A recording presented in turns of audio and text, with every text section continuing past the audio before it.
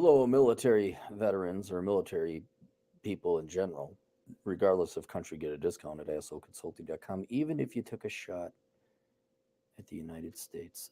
Dearest Cappy, I'm debating on getting out of the military reserves. I've been doing this part time for 8 years. My contract is up. I'm at the point that I would have to re enlist if I want to stay in. I've been torn in for the past year over whether or not to re up, and I haven't made up my mind. Below are the reasons for staying in, the reasons I'm thinking about getting out. Reasons to stay: I generally enjoy the men I work with.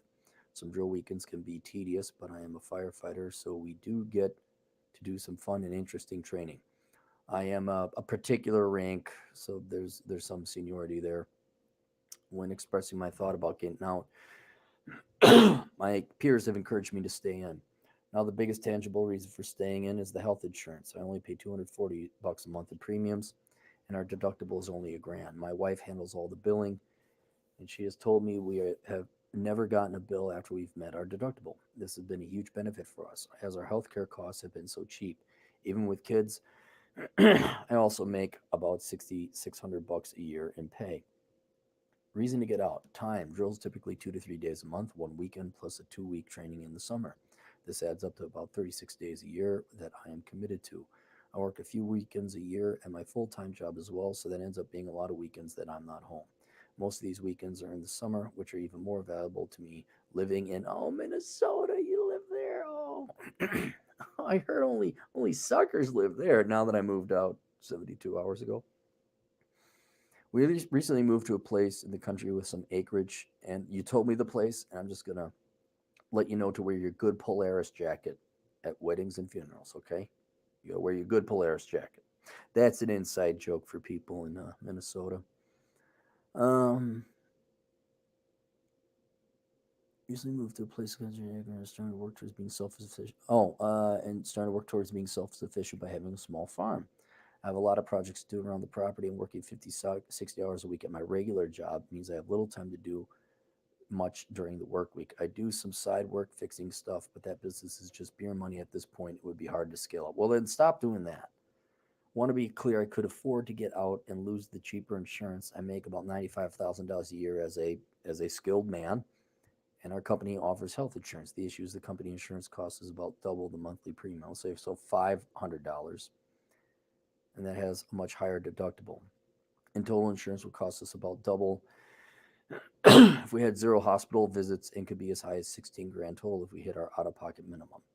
Combine that with the lost wages, and you may understand why I'm hesitant to quit the reserves. I've been a hard worker all my life and always had 2 or 3 jobs since I was 18. Now that I'm older, I would like to have more time at home, but going down to one job and taking what feels like a huge pay cut just feels wrong and selfish. Well, no, if you're making 95 grand, you're only going to lose 7 grand. That's not a huge pay cut. That's fine. My wife is supportive of whatever I choose to do. Wow, can we clone her? You got any more like her? And also completely, which is great, and also completely unhelpful. I've received some counsel from friends, but I need an outside objective opinion. Looking forward to hearing your thoughts. Oops, almost forgot the important part. I am a cis white normative heterosexual evil male who supports the patriarchy and also likes long walks on the beach. And I said, what did I say? I don't get an exchange.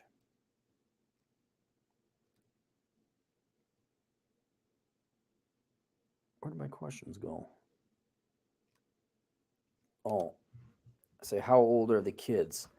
Four, two, and a third one on the way. All right. Um, there's a piece of me that wants you to. You're a young man still. I want to say you're that age. Quit being a pussy. And well, when I was that age, we were uphill both ways in the snow and tornadoes. We didn't have buses. We just had catapults that would launch us to school. And you're lucky to have a catapult. Kids flying in the air going to school. Um, I hate to say this because it's going to ruin my reputation. You've done enough and you make enough money. Your kids are more important. And the little 2 and 4 year old, what were they, 2 and 4? No, it's 2 to 3 days a month. How many? Where do your kids' age go? 2 and 4. And you got another one. You've done your time in the military. Your kids are only going to be that age for this part in your life. Maybe you can reenlist down the road. You make more than enough money to support a family, even if the worst comes to worst. And I mean, maybe your wife has to get a job too, but the chances of that are very low. And normally I'd say quit being a pussy and stay in the military just for another enrollment or enlistment or whatever they call it. But no, your kids need you. The kids need their dads. And no, hanging out with my little nieces and nephews, though predominantly my nieces, that 2 and 4 year old thing is awesome. And they're going to remember their dad, and you need to be there for them. If you're already working 50 to 60 hours a week at your regular job, then you throw in these, yeah, man, you're working too much.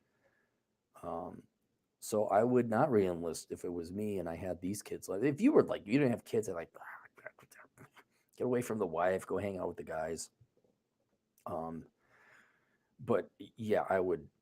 I would those kids, and then because I'll tell you what's going to happen. I could be wrong, but if you went into the military and all of a sudden the kids are 13, 11, and 9, would that be? You've missed most of their childhood. And so I think you should do that. And then you know what? You could probably easily save the $7,000 if you guys just ate at home, were a little bit more judicious. Like, for example, I'm out here in Rapid City. It's more time for me, but when I leave my hotel, I got to make sure that I am hitting everything that I need. Like, I got to go to the cell phone place. I got to go to the bank. And I hit it all. And so it's not so much, I save a lot of gas that way too, but I also save a lot of time. But, you should be able to easily save 3 grand per year in savings.